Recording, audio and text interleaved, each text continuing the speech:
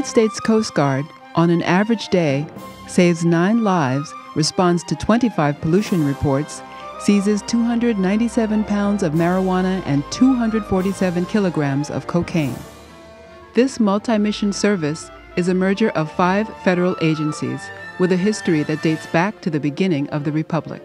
It began on August 4, 1790, when President George Washington signed the congressionally approved Tariff Act requested by the Secretary of the Treasury, Alexander Hamilton, that authorized the construction of 10 seagoing revenue cutters.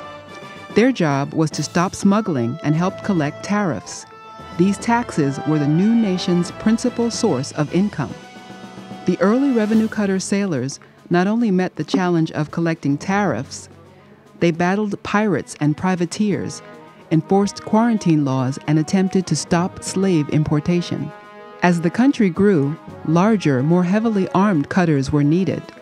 They were built just in time to fight in the nation's first war under the Constitution, the Quasi-War with France in 1797. This war, which was fought in part to protect American trade, marked the beginning of the Coast Guard's proud military heritage.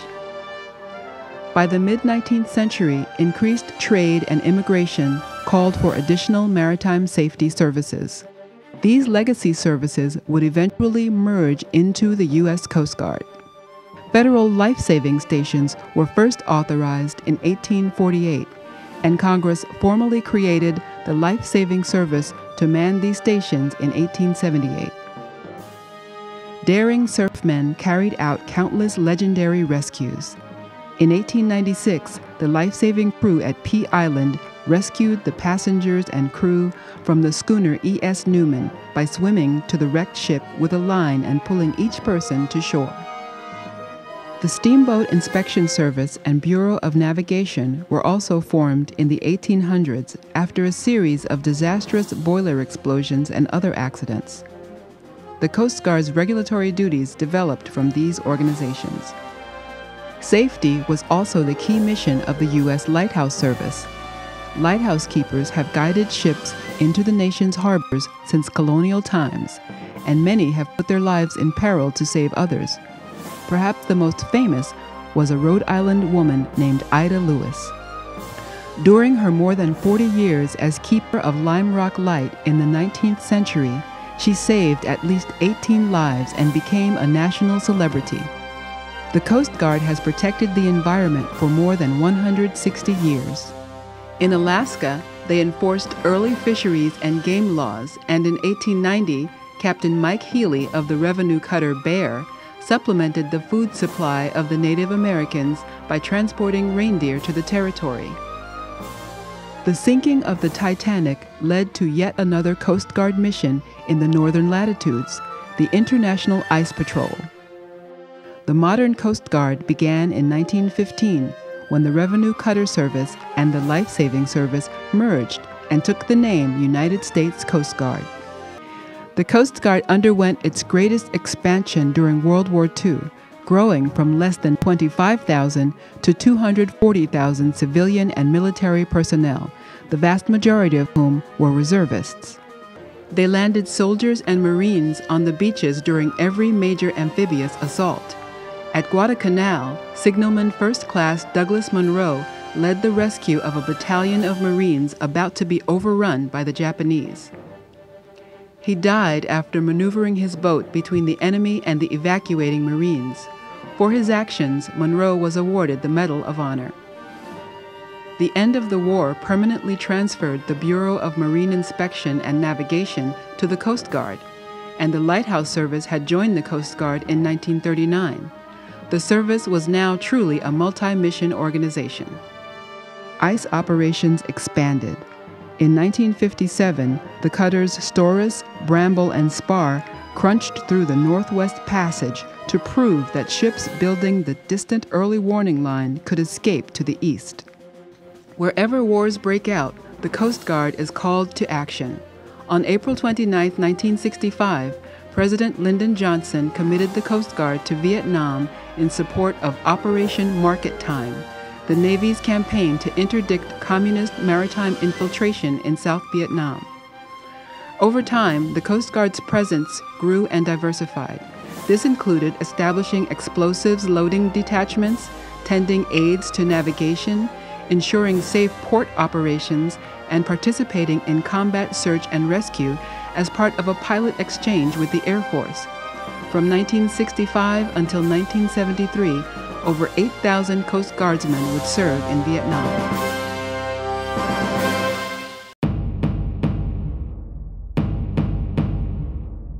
Today's modern Coast Guard is made up of active duty members, reservists, auxiliary, and civilians, all working together for service to nation. On waterways across the nation, from Alaska to Manhattan, the Coast Guard's presence ensures essential energy products and important cargo are delivered safely to residents and industry. Active duty members patrol our national borders, promoting and ensuring boating safety. We provide vital search and rescue service during natural disasters, as we did during Hurricane Katrina. We also coordinate response and cleanup efforts in the wake of accidents, such as the Deepwater Horizon oil spill. We are ready when needed to join other armed services in protecting our shores in times of conflict. The Coast Guard Reserve Force of nearly 8,000 trained men and women work alongside active duty Coast Guard personnel, performing the same tasks, especially since the attacks of September 11, 2001. The reserves have assumed an even deeper role in protecting American shorelines and the American exclusive economic zone. Reservists may be called to active duty at any time to help patrol and protect our shores. Our Coast Guard Auxiliary is an all-volunteer civilian force established by Congress to augment the Coast Guard forces by ensuring safety along the nation's coastlines and waterways, and by providing general support for Coast Guard operations and logistics. You may find an auxiliarist walking the docks, lending administrative support at a station, observing ice floes by air, or manning a radio watch. Their efforts have helped reduce loss of life, injury, and property damage. Every day, over 6,000 civilian employees in the Coast Guard work together with military personnel to save lives, enforce the law, operate ports and waterways, and protect the environment. These Coast Guard personnel work in over 200 different types of jobs in over 100 locations. Civilians play a key role in every aspect of the Coast Guard's function. The U.S. Coast Guard is a diverse group of nearly 42,000 men and women, safeguarding our nation's maritime interests in the heartland, in the ports, at sea, and all over the world. Today's multi-mission Coast Guard continues its 225-year life-saving legacy as an indispensable instrument of national security and safeguarding the lifeblood of our nation's economy as America's 21st century Coast Guard.